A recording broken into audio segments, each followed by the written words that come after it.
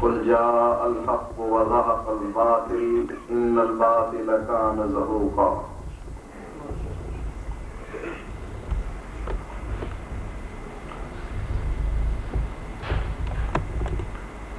ایک آدمی کو یہ شوق پیدا ہوا کہ وہ رستم زماں بن جائے۔ اب رستم زماں بننے کے لیے جو اس وقت کا رستم ہے اس کو گرانا شرط ہے، اور یہ اس کے لیے ممکن نہ تھا۔ شہرت کا وہ حریص تھا، چاہتا تھا کہ میں رستم زماں بن جاؤں، لیکن اس رستم کو گراؤں گا کیسے؟ شیطان نے اس کے ذہن میں ایک ترکیب ڈالی کہ اپنے بازو پر رستم زماں لکھوا دو، اپنے بازو پر کندھا کروا لو رستم زماں، تاکہ جہاں بھی جاؤ ان کے سامنے اپنا بازو ننگا کر دو، دیکھو میں ہوں رستم زماں، شناختی کارڈ کی نشانی بن جائے گی۔ اب اس پروگرام کو چلانے کے لیے وہ اس سینٹر میں پہنچا جہاں سوئیوں کے ساتھ نام لکھے جاتے تھے، وہ مٹتے نہیں ہیں۔ اس نے پہلی سوئی چبھوئی، کہنے لگا کیا کر رہے ہو؟ کہا رستم زمان کی رے لکھ رہا ہوں. رو کر کہنے لگا رے نہ لکھو، تکلیف بہت ہوتی ہے. رستم زمان کی رے نہ لکھو، آگے چلو. اس نے سین کے لیے سوئی چبھو دی، اس کی سسکی نکل گئی. کم وقت یہ کیا کرنے لگے ہو؟ کہا رے سے تو تم نے ہٹا دیا، اب سین لکھنے لگا. کہا اس کے بغیر رستم زمان نہیں لکھا جاتا، سین کے بغیر. کہا کیسے لکھا جائے؟ رے اور سین بنے گا تو رس بنے گا. کہا میری مانو، میری سسکیاں نکل رہی ہیں. پہلے رے سے میں رو پڑا، سین سے سسکیاں نکلی. اب تم نے آگے کیا لکھنا ہے؟ کہا تم لکھنا ہے، تب بنے گا رستم. کہا یہ تمہیں ہی مبارک ہو، میرے بس کا روگ نہیں. میں ویسے ہی رستم زمان بن جاتا ہوں لکھوائے بغیر. اس کو رستم زمان بننے کا شوق ہے، لیکن چاہتا یہ ہے کہ مناظرہ کوئی نہ ہو، مناظر اسلام بن جاؤں، کسی سے مناظرہ نہ کرنا پڑے لیکن مناظر اسلام بن جاؤں. طریقہ کار کیا ہے؟ جہاں جاؤ جا کر چیلنج دے دو اور ان لوگوں کے آنے سے پہلے بھاگ جاؤ. پچھلے ہفتے سرگودا میں اسی آدمی نے شرارت کی، مناظرے کی تحریر لکھی گئی، فریقین کے دستخط ہوئے، مناظرہ طے ہو گیا. دونوں طرف کے علماء آ گئے. سبتین شاہ نقوی صاحب نے یہ مناظرہ منعقد کروایا. پہنچ یہ بھی مناظر اسلام گیا، لیکن اپنے ساتھیوں کو لے کر اپنی مسجد میں بیٹھ گیا. کہا میدان میں آؤ. کہا جو شرائط تم نے لکھی ہیں میں ان شرائط کو نہیں مانتا. کہا فریقین نے لکھی ہیں. کہا میں اس فریق کو بھی نہیں مانتا، ان دیوبندیوں کو بھی نہیں مانتا کہ جنہوں نے میرے پوچھے بغیر شرائط لکھ دی. لہذا میں مناظر اسلام ضرور ہوں لیکن مناظرہ کرنے کے لیے تیار نہیں. راولپنڈی میں گرجا روڈ پر ماسٹر صدیق صاحب نئے اہل حدیث ہوئے، ان کے گھر پر مناظرہ طے ہوا اور اس کی ساری پوری ویڈیو موجود ہے، سی ڈی موجود. 10 افراد طے کر لیے گئے. صبح 9 بجے کا وقت تھا کہ ہم اس جگہ پر پہنچ گئے. ان کے بھی 10-15 افراد دیوبندی وہ وہاں پہنچ گئے. اتنے میں شور اٹھا باہر، کہنے لگے مناظر اسلام آ گئے. ہم نے کہا مناظر اسلام آ گئے تو تشریف لائیں، ہم منتظر ہیں. جس جگہ پر مناظرہ ہونا ہے وہاں گفتگو کی جائے گی، آئیں تشریف لائیں. اور گفتگو کا موضوع تھا عقائد علماء دیوبند. اس سے کچھ عرصے پہلے ہمارے علماء کے مناظرے ہوتے رہے، رفع الیدین پر، آمین پر، سورۃ فاتحہ پر کتابیں لکھی جاتی رہیں اور ہم لوگ بھی سمجھتے رہے کہ یہ لوگ توحید میں ہمارے ساتھی ہیں. اور یہ اتنے بڑے دغا باز ہیں، جب بریلویوں سے گفتگو ہوتی ہے، بریلویوں سے پٹائی ہوتی ہے تو ہماری بغل کے نیچے آ کر کہتے ہیں ہم اہل توحید ہیں، تمہارے ساتھی، ہمارا ساتھ دو. اور جب ہم کلی دباتے ہیں بریلویوں کے پاس جا کر کہتے ہیں ہم حنفی ہیں، تمہارا امام بھی حنفی ہے، ہمارا بھی امام ابو حنیفہ ہے، لہذا ہم حنفی ہیں، وہابیوں کے خلاف ہمارا ساتھ دو. وہاں راولپنڈی میں مناظرے کا موضوع تھا عقائد علماء دیوبند. اور یہ میری بات لکھ لو، نوجوانوں تمہارا جذبہ میں نے دیکھا، تمہیں جذبہ مبارک ہو. اللہ تمہاری ان امنگوں کو اور بڑھائے. مسلک اہل حدیث کا سپاہی بنائے، مسلک اہل حدیث کی حفاظت کے لیے تمہارے سینے ان کی گولیوں کے سامنے تن جائے اور تمہارے سر فخر سے بلند ہو کر تم یہ کہو ہم اللہ کی کتاب کی حفاظت کرنے والے، محمد الرسول اللہ کی سنت کی حفاظت کرنے والے۔ نعرہ تکبیر، مسلک اہل حدیث زندہ باد، مسلک اہل حدیث زندہ باد، اہل حدیث کے دو اصول، اہل حدیث کے دو اصول، نعرہ تکبیر، اللہ اکبر۔ جس قوم کے نوجوان سینہ تان کر دشمن کے سامنے کھڑے ہونے کا حوصلہ پیدا کر لیں، وہ قوم اور وہ جماعت کبھی شکست نہیں کھا سکتی۔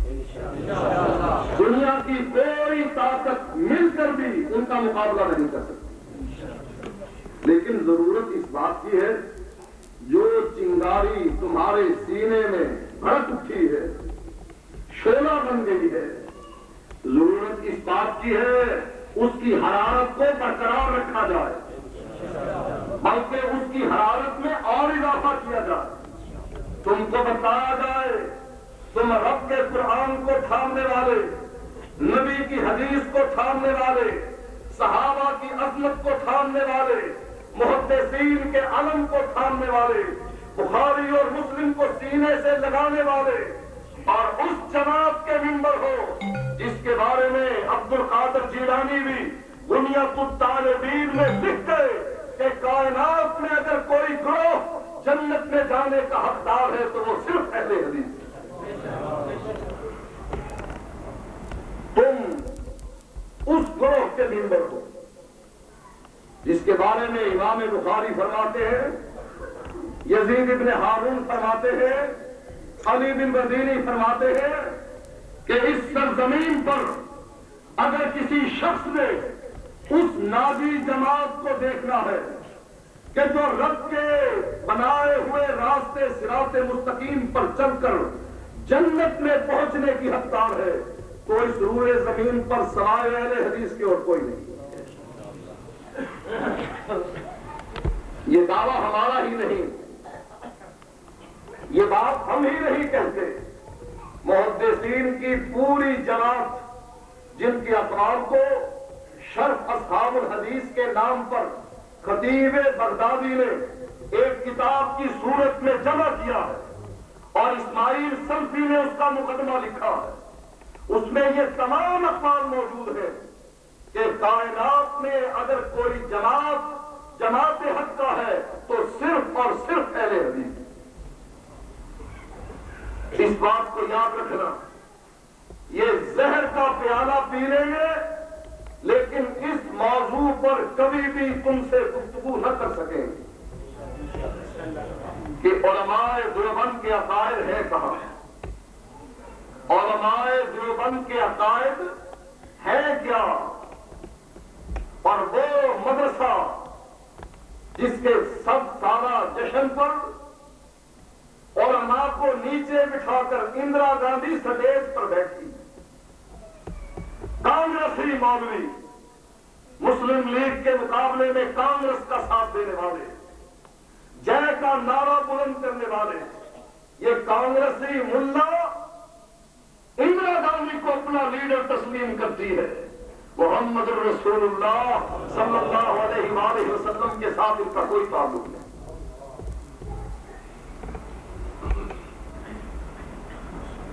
تمہیں ابھی دھوکہ دیا ہے نا کہ تم نے معاہدہ کروایا مصلحت پسندی کو دیکھ کر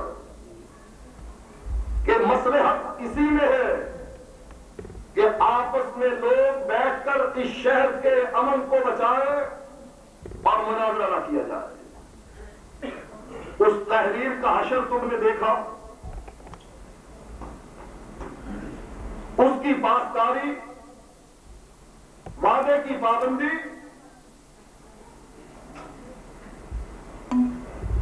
یہ تو تم سے اب دھوکہ ہوا ہے نا۔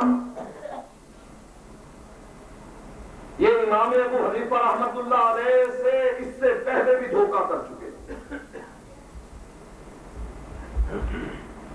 امام ابو حنیفہ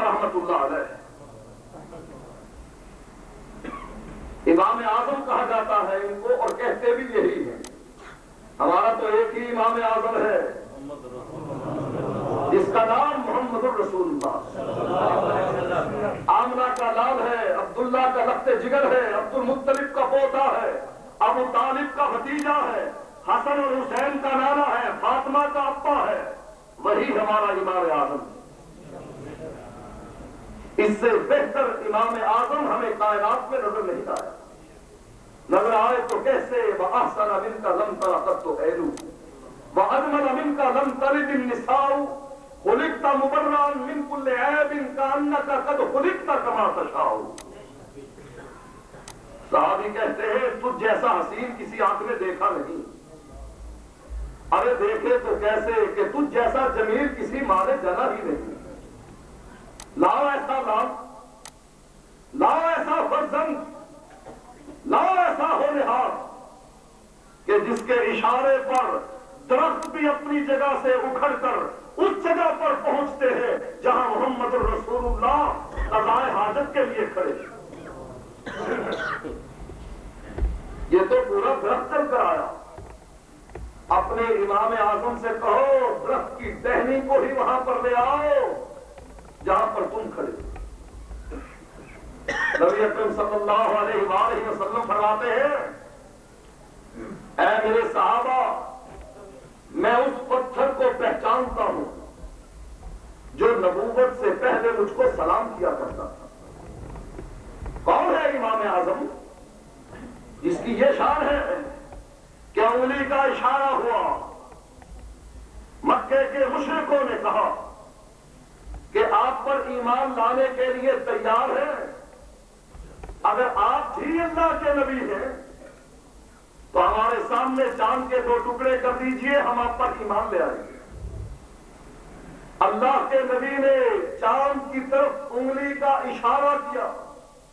صحابی بیان کرتا ہے پہاڑ کی چوٹی پر چمکنے والے چاند کو دیکھا، محمد الرسول اللہ کا انگلی کا اشارہ ہوا، چاند کا ٹکڑا ایک ٹکڑا دائیں طرف گرا، دوسرا ٹکڑا بائیں طرف گرا۔ کون ہے امام اعظم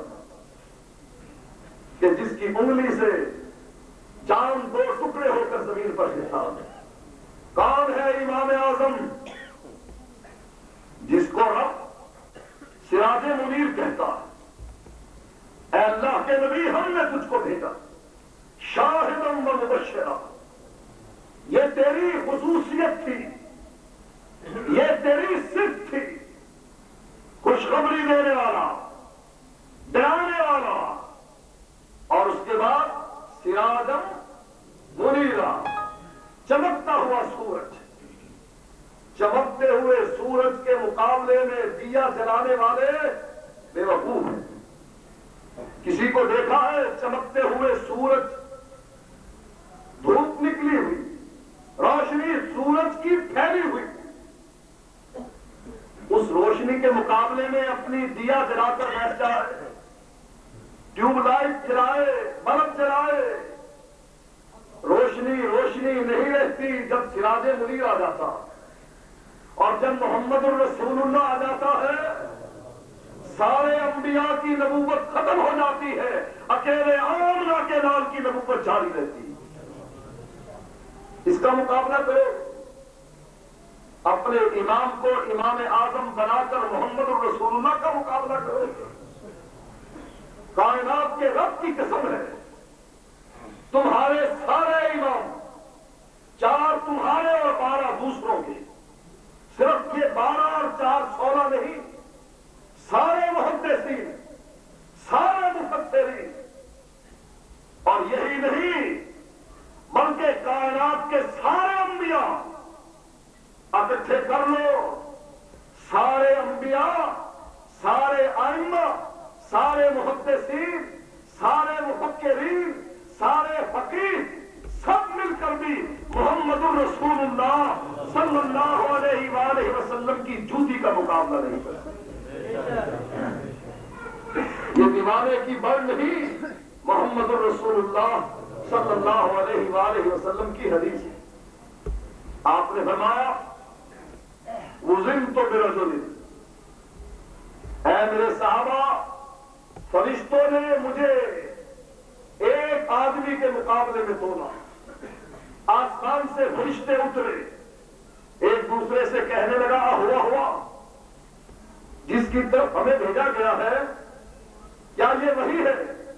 دوسرے نے کہا ہاں یہی ہے آمنہ کا نام, یہی ہے عبداللہ کا لخت جگر, یہی ہے ابو طالب کا بھتیجا, یہی ہے حسنین کا نانا, یہی ہے فاطمہ کا ابا, اور یہی ہے ابو بکر اور عمر کا داماد, اور یہی ہے عثمان و علی کا سسر.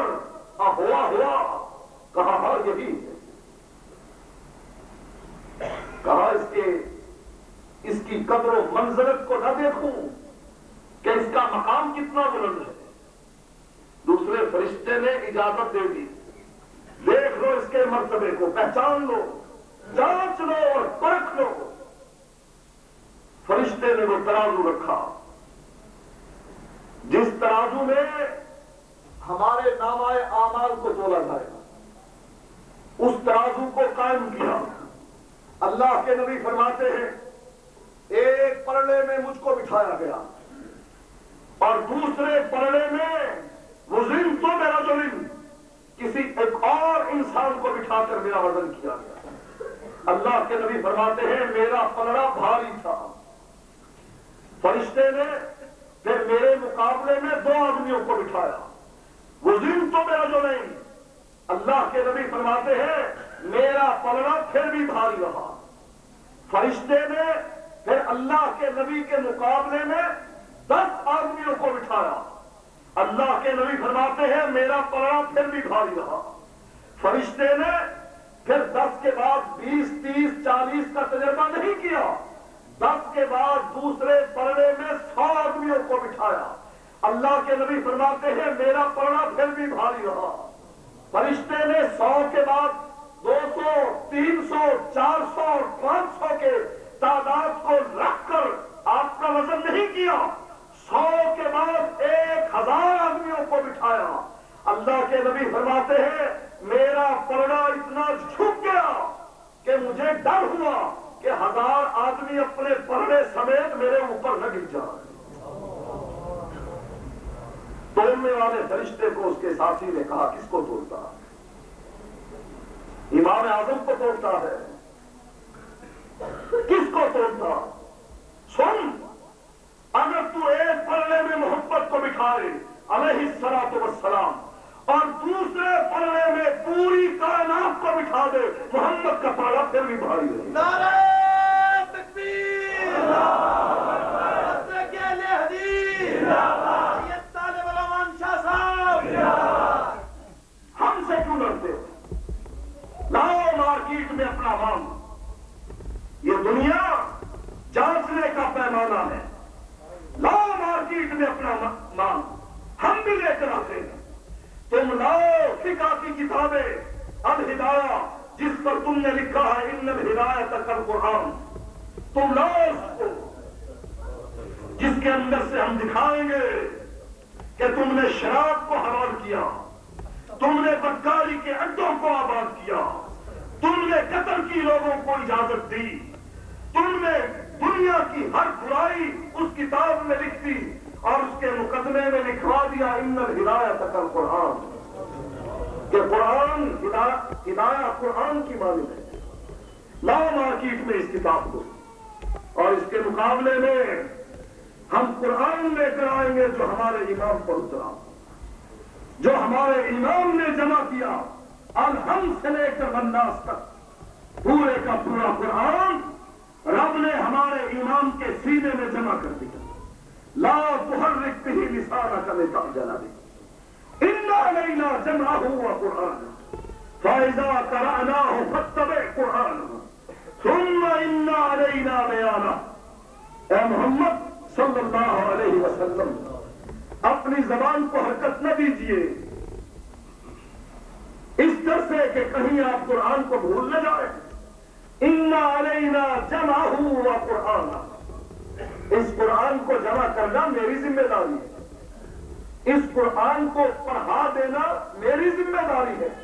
ثم ان علینا بیانہ, اور پھر اس قرآن کی تشریح کروا دینا بھی میری ذمہ داری.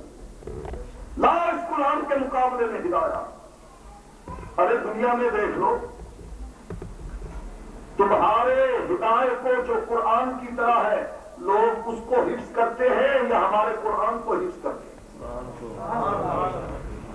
وہ قرآن جو ہمارے ایمان پر اترا، لوگ اس کو حفظ کرتے ہیں یا جس کتاب کے مقدمے میں تم نے لکھا ان الہدایت کل قرآن، اس کو حفظ کرتے ہیں؟ اس قرآن کے حافظ اس مسجد میں، اس شہر میں، بلکہ تمہاری مسجدوں میں بھی، تمہارے مدرسوں میں بھی ہزاروں کی تعداد میں حافظ دکھانے کے لیے تیار. اور جہاں میرا یہ چیلنج ہے، عبدالحکیم میں نہیں، ڈسٹرکٹ خاجران میں نہیں، پنجاب میں نہیں، پاکستان میں نہیں، سعودی عرب میں نہیں، عراق اور کوفے میں نہیں، بغداد اور ایران میں نہیں، شام اور مصر میں نہیں.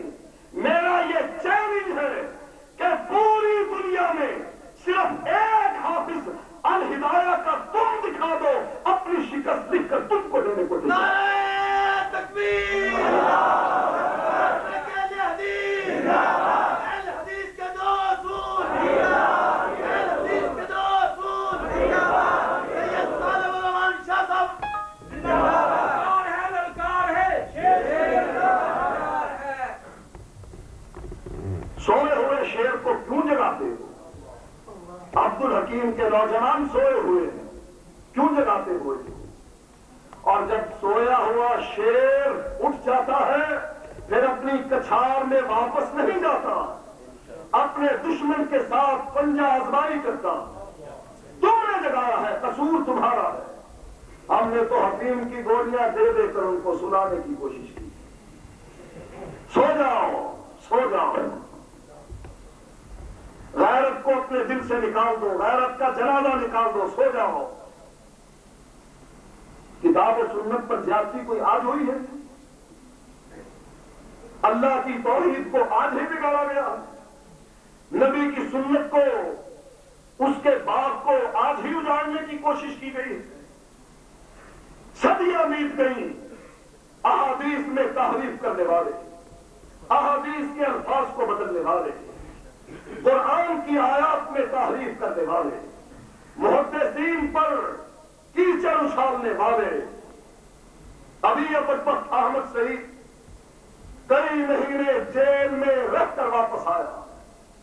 امام بخاری پر جرا کرتے ہوئے بدبخت نے کتاب لکھی.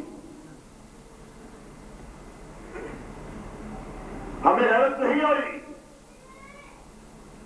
ہمارے اندر یہ جذبہ مؤثر نہیں ہوا. اور دیوبندیوں، تمہارا شکریہ کہ تم نے ہم کو جگایا، تمہاری مہربانی. تم بلاتے رہو انہی مناظر اسلام کو. ہمارے عبدالحکیم میں کوئی اور فائدہ ہو نہ ہو، کم از کم یہی فائدہ کافی ہے کہ ہماری جماعت اٹھ کھڑی ہوئی ہے، نوجوان بیدار ہو گئے ہیں، رب کے قرآن کے لیے لڑنے کے لیے تیار ہو کے نہیں، نبی کی حدیث کو بچانے کے لیے تیار ہو کے نہیں. ہاتھ بلند کر کے کہو، اللہ کے قرآن کی عظمت کو بچانے کے لیے گھر سے نکلو گے کہ نہیں؟ نبی کی حدیث کی عظمت کے لیے گھر سے نکلو گے کہ نہیں؟ صحابہ کی عظمت کے لیے گھر سے نکلو گے کہ نہیں؟ جب تک کتاب و سنت نافذ نہیں ہوتی، اہل حدیث اپنی مساجد اور مدارس میں یہی اعلان کرتا رہے گا کہ ہماری گردن تو کٹ سکتی ہے لیکن کتاب و سنت کی تضمیر گوارا نہیں.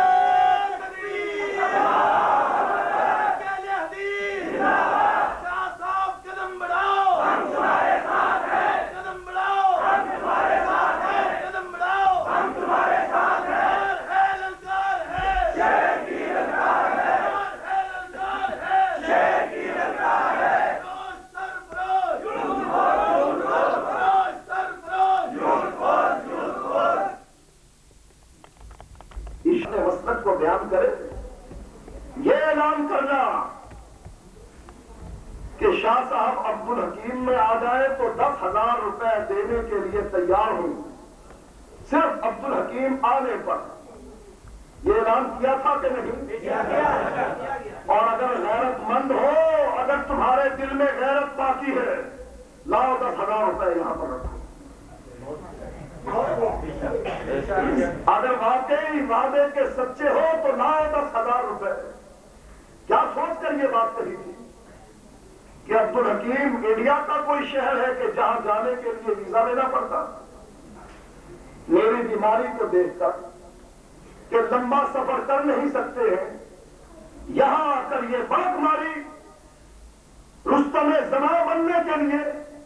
آج تک یاد رکھو، جو یہ مناظر اسلام اپنے بینروں پر لکھواتا ہے، یاد رکھو آج تک اس نے ہم سے تو کیا کہیں بریلیوں سے بھی مناظرہ نہیں کیا۔ اس کو شوق ہے کہ کسی طریقے سے مناظر اسلام بن جاؤ، کمائی کا ذریعہ ہے کہ جہاں جائے گا بڑک مارے گا، دیوبندی خوش ہو جائیں گے، 4-5 ہزار جیب میں پڑے گا، اگلے دن کا وعدہ لینے کے لیے لوگ پیچھے پیچھے ہو جائیں گے کہ یہی للکار وہاں بھی جا کر لگا، کل وہاں چلا جائے گا، پرسوں اس سے آگے، چوک اس سے آگے۔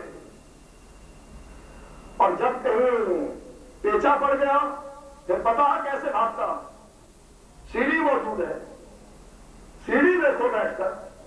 ہم نے کہا آؤ، 10 آدمی آ گئے ہیں، تم بھی آؤ۔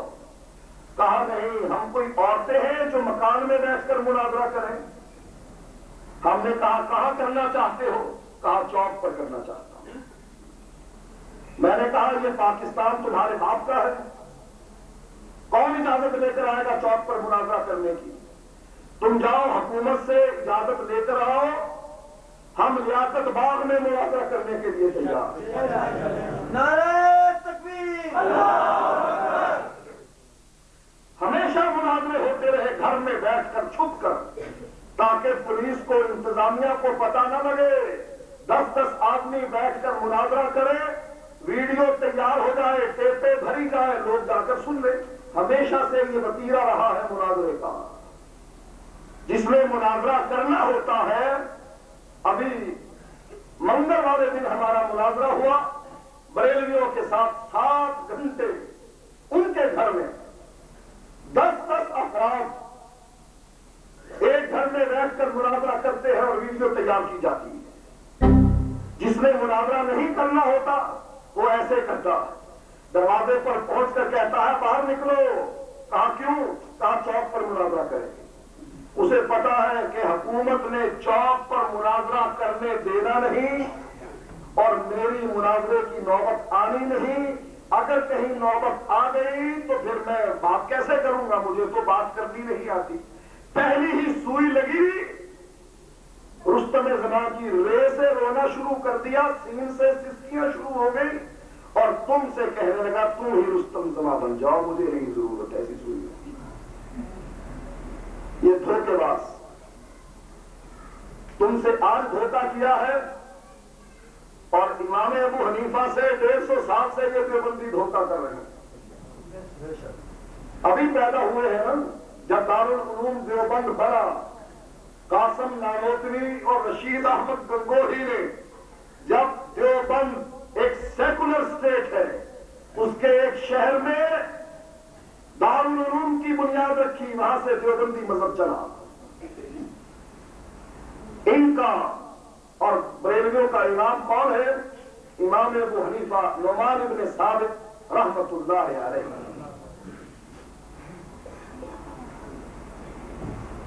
اگر یہ وفا کرنے والے ہوتے، اپنے نام کے ساتھ حنفی لکھتے ہیں۔ ان سے پوچھا گیا تم کتنے حنفی ہو؟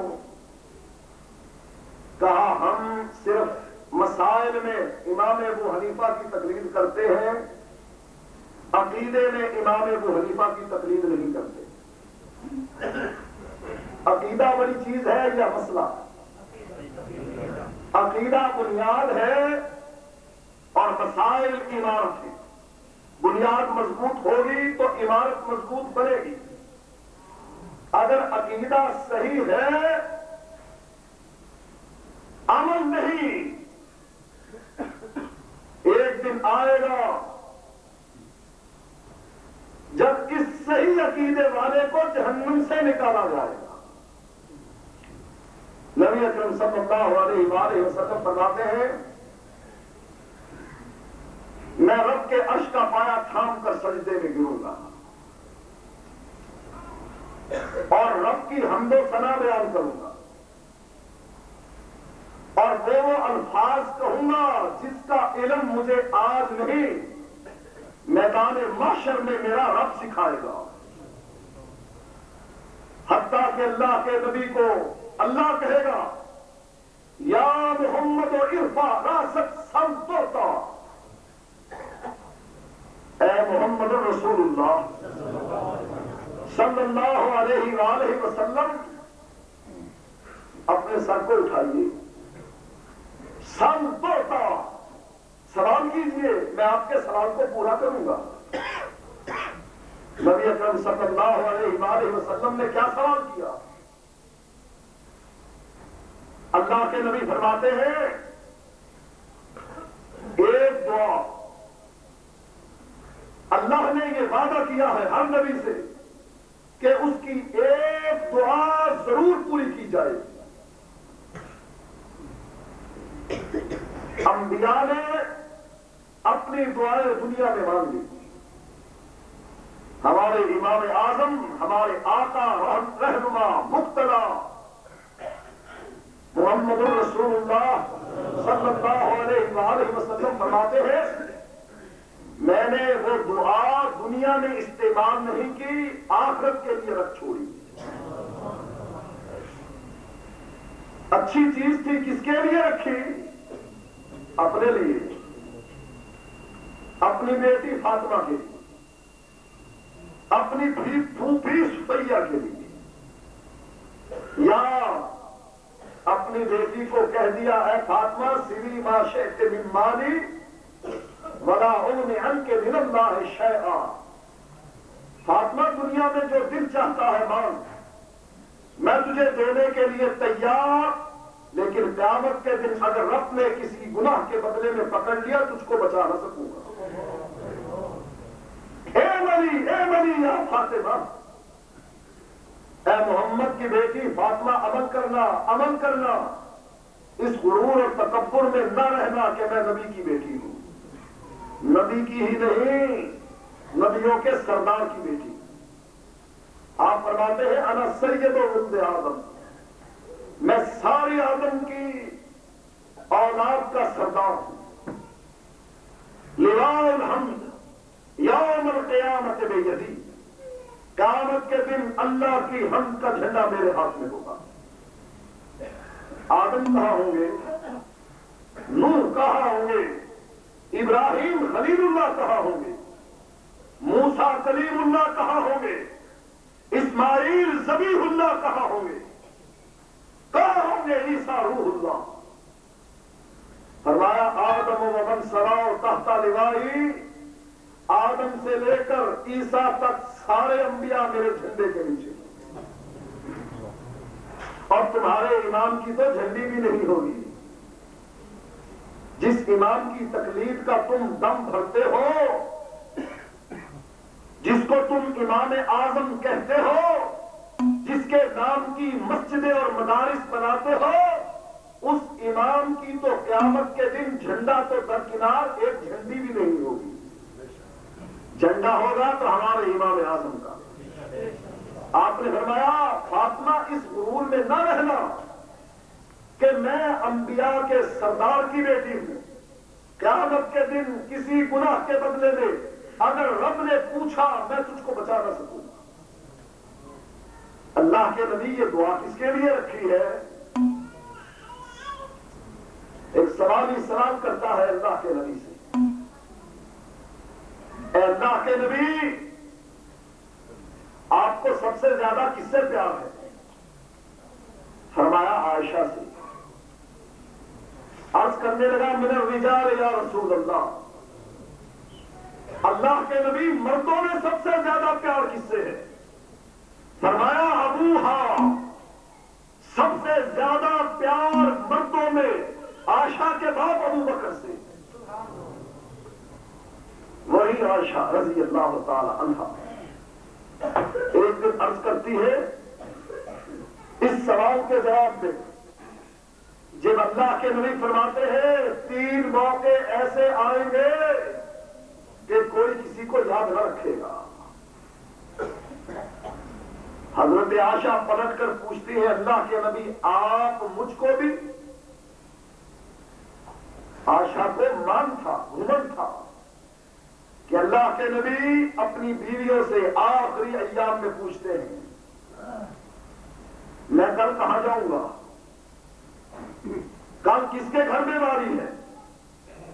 کہا اللہ کے نبی فلاں بیوی کے گھر میں، کہا پھر اس کے بعد کس کی باری ہے؟ کہا فلاں بیوی کی، فرمایا پھر اس کے بعد کس کی باری ہے؟ کہا فلاں بیوی کی۔ آپ کی بیویوں نے بھی سمجھ لیا اللہ کے نبی کسی خاص کے پاس جانا چاہتے ہیں، اکٹھی ہو کر آئی اور آ کر کہنے لگی اللہ کے نبی عائشہ کے گھر رہو، ہمیں کوئی اعتراض نہیں۔ حضرت سودا رضی اللہ تعالی عنہا بوڑھی ہو گئی، خیال آیا کہ اللہ کے نبی کو راضی کروں، کہا اللہ کے نبی میں بوڑھی ہو گئی، میں یہ چاہتی ہوں کہ اپنی باری کسی کو دے دوں۔ کہا کس کو دیتی ہو؟ کہا آپ کی محبوبہ عائشہ کو دیتی، اس کا دن ایک نہیں رہے گا، میری باری مل کر اس کے 2 دن ہو جائیں گے۔ آپ کی ازواج نے شکایت کی، شکایت کے لیے منتخب کیا آپ کی بیٹی فاطمہ کو رضی اللہ تعالی عنہا کہ جاؤ بابا سے کہو کہ ابو قحافہ کی بیٹی کے بارے میں ہم سے انصاف کیجیے، زیادتی نہ کیجیے۔ حضرت فاطمہ گئی اور اللہ کے نبی جب اپنی بٹیا کو دیکھتے کھڑے ہو جاتے، اس کے ماتھے کو چومتے، سر پر بوسہ دیتے، جہاں خود بیٹھتے تھے اپنی چادر کو بچھاتے اور فاطمہ کو اس پر بٹھاتے۔ کہا بٹیا کیسے آئی ہو؟ کہا آپ کی ازواج کی سفارش کے لیے آئی۔ کہا کیا کہتی ہے میری ازواج؟ کہا وہ کہتی ہے ابو بکر کی بیٹی کے بارے میں زیادتی ہم پر نہ کرو، آپ نے اپنی بیٹی سے کوئی بات نہیں کی۔ فرمانے لگے فاطمہ کیا تم اس بات پر راضی نہیں کہ جس سے میں محبت کرتا ہوں تم بھی اس سے محبت کرو؟ کہا بابا میں راضی ہوں۔ کہا فاطمہ پھر میں عائشہ سے محبت کرتا ہوں تم بھی اس سے محبت کرو۔ کہا اے بابا میں اس سے محبت کرتی، واپس پلٹ گئی، ازواج کی شکایت پیش نہ کی۔ ازواج نے اللہ کے نبی سے خود کہا اپنے صحابہ سے کہو ہم پر زیادتی نہ کرو، جس دن آپ کی باری عائشہ کے گھر میں ہوتی ہے صحابہ تحائف بھیجتے ہیں، اللہ کے نبی کے کھانے کا سامان بھیجتے ہیں، اے اللہ کے نبی صحابہ سے کہو کہ جب ہماری باری ہوتی ہے تب بھی تحفے تحائف بھیجا کریں۔ نبی اکرم صلی اللہ علیہ وآلہ وسلم نے اپنے صحابہ سے کچھ نہ کہا، اپنی بیویوں سے کہنے لگے اے میری ازواج تم میرے صحابہ کے رویے پر اعتراض کرتی ہو کہ میرے صحابہ عائشہ کی باری کا انتظار کرتے ہیں؟ اے میری ازواج میرے صحابہ کے رویے پر اعتراض نہ کرو کہ وہ کیوں اس کی باری کا انتظار کرتے ہیں، یہ تو یہ ہے میرا رب بھی عائشہ کی باری کا انتظار کرتا ہے، جس دن میں عائشہ کے گھر ہوتا ہوں جبریل کو اسی دن بھیجتا ہے، باقی ایام میں کسی کے گھر نہیں بھیجتا۔ فرمایا آج تک تم میں سے کسی کے بستر پر وحی نہیں اتری، جب بھی کسی کے بستر پر وحی اتری وہ ابو بکر کی بیٹی کا بستر تھا رضی اللہ تعالی عنہ۔ وہی بیوی پوچھتی ہے اللہ کے نبی آپ فرماتے ہیں 3 موقع ایسے ہوں گے کوئی کسی کو یاد نہ رکھے گا، آپ مجھے بھی یاد نہیں رکھیں گے؟ فرمایا میں تجھ کو بھی یاد نہیں رکھوں گا۔ کہا اللہ کے نبی وہ موقع کون سا ہوگا؟ کہا جب تم صراط سے گزر رہا ہوگا، کہا جب نامہ اعمال مل رہے ہوں گے، اور تیسرا موقع وہ ہوگا جب نیکیاں اور بدیاں تل رہی ہیں۔ 3 موقع ایسے ہوں گے۔ اللہ کے نبی سجدے میں گر کر کس کو یاد رکھتے ہیں؟ اللہ پوچھتا ہے سن پاتا بولیے تو صحیح کیا مانتے ہیں؟ اللہ کے نبی فرماتے ہیں رب امتی رب امتی، مولا میں تجھ سے اپنی امت کا سوال کرتا ہوں۔ کہا محمد جاؤ جس کے دل میں رائی کے دانے کے برابر ایمان ہے جہنم سے نکالو۔ اللہ کے نبی گئے اپنے امتیوں کو نکالا، جس کے دل میں رائی کے دانے کے برابر ایمان تھا ان کو نکالا۔ جہنم میں جھانک کر دیکھا بہت سے امتی پھر بھی جل رہے تھے، واپس پلٹے رب کے عرش کے پائے کو تھام کر سجدے میں گرے، رب کی حمد و ثنا بیان کی۔ اللہ نے کہا محمد سر کو اٹھاؤ مانگو، پھر کیا مانگتے ہو؟ سر اٹھا کر کہنے لگے رب امتی رب امتی، اپنے امتیوں کو جہنم میں جلتا دیکھ رہا ہوں، برداشت نہیں کر سکتا۔ کہا جاؤ نکالو۔ کہا کہ کس کو نکالوں؟ کہا جس کے دل میں رائی کے دانے کے برابر چھوٹے سے چھوٹے دانے کے برابر ایمان ہے اس کو بھی نکالو۔ نکالا، پھر پلٹ کر آئے، دیکھا اب بھی چل رہے ہیں، سجدے میں گر کر مانگنے لگے۔ اللہ نے پوچھا اب کیا مانگتا ہے؟ کہا اللہ بہت سے اب بھی چل رہے ہیں۔ کہا پھر سوال کس چیز کا ہے؟ کہا اللہ جس امتی کا عقیدہ صحیح تھا، عمل کوئی نہیں تھا، صرف عقیدہ تھا، اے اللہ میں تجھ سے سوال کرتا ہوں میری امت کے وہ سارے افراد جہنم سے نکال دے جنہوں نے زبان سے لا الہ الا اللہ پڑھا تھا۔ جواب میں رب کہتا ہے اے محمد یہ تیرا کام نہیں، یہ میرا کام ہے۔ وہ میری توحید کو ماننے والے تھے نا، جاؤ میں مٹھی بھر کر ان افراد کی جہنم سے نکالتا ہوں، اور رب کی مٹھی میں پتہ ہے، رب کی مٹھی میں یہ تو زمین و آسمان آ جاتی ہے۔ قیامت کے دن رب اپنی مٹھی میں زمین اور آسمان کو لپیٹ لے گا۔ معمولی مٹھی ہے، ایک مٹھی جس میں پتہ نہیں کتنے افراد ہوں گے۔ اللہ ان کو جہنم سے نکالتا ہے جو عقیدہ ہے توحید پر قائم تھے۔ عقیدہ اتنی بڑی چیز ہے، اور عقیدے میں انہوں نے دھوکہ کیا کیا؟ امام ابو حنیفہ کے بارے میں کہتے ہیں کہ عقیدے میں تیری کوئی بات نہیں مانتے۔ کہا میں امام اعظم ہوں، کہا ایک طرف بیٹھ۔ کہا تمہارے بقول میں نے کثیر صحابہ کو دیکھا ہے، کہا پھر بھی ایک طرف بیٹھ۔ کہا میں اس حدیث کا مصداق ہوں جس میں اللہ کے نبی فرماتے ہیں خیر القرون قرنی ثم الذین یلونہم ثم الذین یلونہم، بہترین زمانہ میرا، پھر میرے صحابہ کا، پھر تابعین کا۔ کہا تم مجھے تابعین میں شمار کرتے ہو، بہترین زمانے میں میرا شمار ہے؟ ارے میں وہی ہوں جس کے بارے میں اللہ کے نبی نے فرمایا مرآنی اور مرآنی، جس نے مجھ کو دیکھا یا جس نے میرے صحابی کو دیکھا پھر کیا ہوگا؟ حرم اللہ علیہ النار، اللہ نے جہنم کی آگ اس پر حرام کر دی۔ کہا تمہارے مقام میں تابعی ہوں، کہا ایک طرف بیٹھ۔ عقیدے میں تیری کوئی بات نہیں مانتے، عقیدے میں کس کی مانتے ہو؟ کہا ہم عقیدے میں ابو الحسن اشعری کی تقلید کرتے ہیں یا ابو منصور ماتریدی کی تقلید کرتے ہیں۔ کتاب کا نام ہے المحنت، جس کو لکھنے والے خلیل احمد سہارنپوری دارالعلوم دیوبند کے دیوبندی اس پر اپنی مہر لگانے والے کہ یہی کتاب ہمارے عقیدے کی کتاب ہے۔ اس میں یہ لکھا کہ عقیدے میں ہم امام ابو حنیفہ کی تقلید نہیں کرتے، بعد میں آنے والے لوگوں کی تقلید کرتے ہیں۔ کیا مانا؟ امام ابو حنیفہ کا عقیدہ کفری عقیدہ تھا۔ اچھی چیز کو چھوڑا جاتا ہے یا بری چیز کو؟ آپ ریڑھی پر جائیں، امرود خریدیں، کیڑے والے امرود لوگے یا اچھے امرود لوگے؟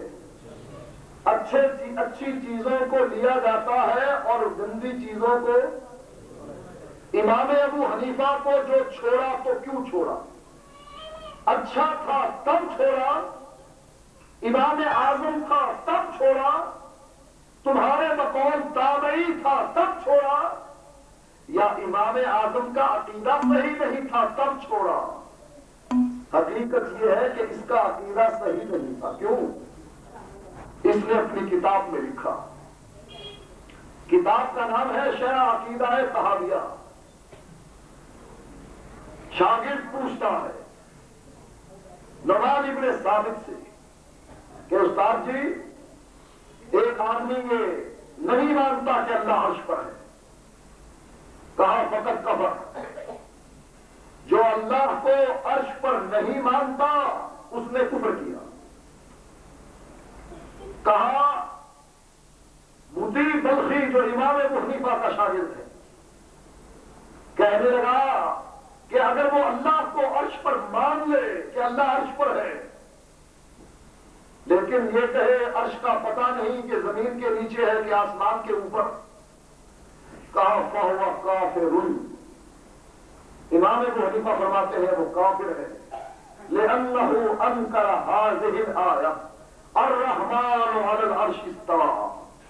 فرمایا وہ مسلمان نہیں، دعوی اسلام سے خارج ہے، اس لیے کہ رب کے قرآن کی اس آیت کا وہ انکاری ہے کہ رحمان عرش پر مستوی۔ اٹھاؤ ان کی کتاب، ان سے سوال کیا جاتا ہے کہ وہابی یہ کہتے ہیں الرحمن علی العرش استوى، کہ رحمان عرش پر مستوی ہے، تمہارا کیا خیال ہے؟ دیوبندی مولوی مل کر جواب لکھتے ہیں، کہا ہم نہیں مانتے کہ اللہ عرش پر ہے، ہم اس جہت کا انکار کرتے ہیں۔ ہم سے مناظرہ کرنا ہے نا، تو جاؤ اپنے امام اعظم سے اپنا مسلمان ہونا ثابت کرو پہلے، چھوڑو ہم سے کیا جھگڑتے ہو۔ تمہارا امام اعظم اگر تم کو مسلمان سمجھے پھر آ کر ہم سے گفتگو کرو۔ آمین رفع الیدین تو وہ کرے جس کا عقیدہ صحیح ہو، اور جس کے عقیدے پر اس کا اپنا امام کہے کہ یہ دعویٰ ڈول ہے، لا الہ الا اللہ ولا الہ الا اللہ۔ اسی کتاب میں ایک اور مسئلہ لکھتے ہیں، عقیدہ ہے توحید کا، مواحد کہتے ہو نا ان کو، اب تک مواحد ہی سمجھتے رہے ہو نا کہ توحید میں ہمارے ساتھی ہیں، بریلوی بہتر ہے ان سے، پتا ہے ہمارے دشمن ہیں، سامنے آ کر لڑیں گے تو سامنے پتا ہوگا دشمن آیا، اور یہ بغل میں چھری منہ میں زبان سے یہ کہنا کہ ہم تمہارے توحیدی بھائی۔ ان کو تکلیف پتا ہے کس چیز کی ہے، خاص کر میرے بارے میں۔ ان کے چندے آتے تھے سعودی عرب سے، ان کے مدارس بنتے تھے، مسجدیں تعمیر ہوتی تھی، وہاں جا کر کیا کہتے تھے؟ نحن من اہل التوحید، ہم وہاں بھی، ہم اہل توحید۔ اور وہ توحید کے نام پر ان کے تھنوں میں سے دودھ کی آخری دھار بھی نکال دو تب بھی وہ خوش ہو جاتے۔ سعودی عرب کے سلفی توحید کے نام پر مر مٹنے والے، وہ اگر کسی کی زبان سے یہ سنے کہ ہم اہل شرک کے خلاف توحید کا علم اٹھانے والے، وہ جان دینے کے لیے تیار ہو جاتے، وہاں جا کر کہتے ہیں نحن من اہل التوحید۔ میں نے ان کی نقلی توحید کو کتاب کی صورت میں لکھ کر سعودی عرب نے شائع کروا دیا۔ ان کے علماء مجھ سے ملے، کہنے لگے شاہ صاحب بڑی زیادتی کی ہے آپ نے۔ کہا کیا زیادتی ہوئی ہے؟ کہا یہ دیوبندیاں کیوں لکھی؟ کہا یہ تمہاری ہی کتابوں کے حوالے۔ کہا اگر لکھنا تھا تو اردو میں لکھتے، لکھنا تھا تو اردو میں لکھتے۔ میں نے کہا اردو میں تو اس کو سال ہو گئے ہیں لکھی ہوئی ہے۔ کہا عربی میں کیوں لکھی؟ اس لیے لکھی تم نے نا کہ ان کو ہمارے عقیدے کا پتہ لگ جائے اور یہ ہمارے ریال یہاں سے بند ہو جائے۔ تمہارا یہ مقصد تھا اور اللہ کا شکر ہے وہ مقصد پورا ہو چکا۔ آج ان کو کوئی ایک چوتھائی ریال بھی دینے کو تیار نہیں۔ جب ان کی زبان سے وہ سنتا ہے، وہ کہتے تھے یہ تو حنفی ہے، ہم نے کہا نہیں جھوٹ بولتے ہیں، وہ اشعری اور ماتریدی ہیں اور اصل میں دیوبندی ہیں۔ جب وہ پوچھتے تھے تم کون ہو، یہ جواب میں اگر کہیں ہم دیوبندی ہیں، وہ جواب میں کہتے اعوذ باللہ۔ اعوذ باللہ کب پڑھا جاتا ہے؟ جب شیطان سامنے آتا ہے۔ ان کو تکلیف میرے بارے میں صرف یہی تھی، میں نے ان کی زمین دبائی نہیں، ان کی عزت پر ہاتھ ڈالا نہیں، ان کے روپے پیسے پر قبضہ کیا نہیں، اس کی شکل بھی میں نے نہیں دیکھی آج تک۔ اس کی میری کیا لڑائی ہے؟ صرف یہی لڑائی کہ اس نے کتاب اب دیوبندیاں لکھ کر عربی زبان میں لکھ کر، اردو میں لکھتا تو شروع لکھتا، عربی زبان میں لکھ کر سعودی عرب میں کیوں چھپوائی؟ 2 کانفرنسیں ہوئی، ایک انڈیا میں اور ایک پاکستان پشاور میں، پبی کی جگہ، پبی کے مقام پر۔ اور کانفرنسوں کا مقصد کیا تھا کہ یہ کتاب اب دیوبندیاں اس پر پابندی لگائی جائے۔ دل لگا لیا، اگلا پچھلا زور لگا لیا ان بدبختوں نے۔ انڈیا کے مولوی اکٹھے ہو کر گئے، دارالعلوم دیوبند کی پوری جماعت گئی، سفیر کے پاؤں پکڑے، سجدے میں گرے انڈیا میں، اور سفیر نے بھی لیٹر لکھا ساری کوشش کے باوجود کہ اب دیوبندیہ کتاب پر پابندی لگ جائے۔ اللہ کا شکر ہے ان کے منہ پر سیاہی ملی ان لوگوں نے کہ یہ کتاب بالکل صحیح ہے، کتاب و سنت کے مطابق، آج بھی چھپ رہی۔ پھر ہم نے اس پر بس نہیں کی، یہی المحنت المفنت عقائد علماء دیوبند جو یہ چھاپتے ہیں یہاں پر، ہم نے عربی میں وہاں پر چھپا دی۔ کہا ان کی کتاب اگر پڑھنی ہے، اب دیوبندیہ کا رائٹر میں تھا، میں مصنف تھا، میں نے ان کی کتابوں سے حوالے دیے، یہ کہنے لگے ہماری کتابوں کے غلط حوالے اور غلط ترجمے تھے۔ ہم نے کہا اچھا صبر کرو، یہ کتاب اب کس کی آئی؟ تمہارے اپنے خلیل احمد سہارنپوری کی، اور اس پر سارے دیوبندیوں کے دستخط موجود ہیں۔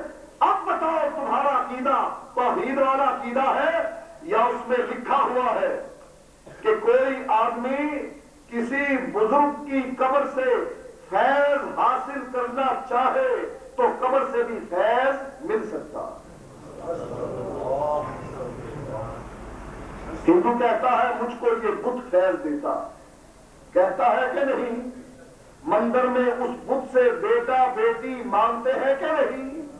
ان کے چرنوں میں بیٹھتے ہیں کہ نہیں؟ ہر کنکر میں شنکر مانتے ہیں کہ نہیں؟ وہ کہتا ہے یہ بت مجھ کو فیض دیتا ہے۔ بت کس چیز کا ہے؟ مٹی کا۔ یہ قبر کس چیز کی ہے؟ مٹی کی یا سونے کی ہے؟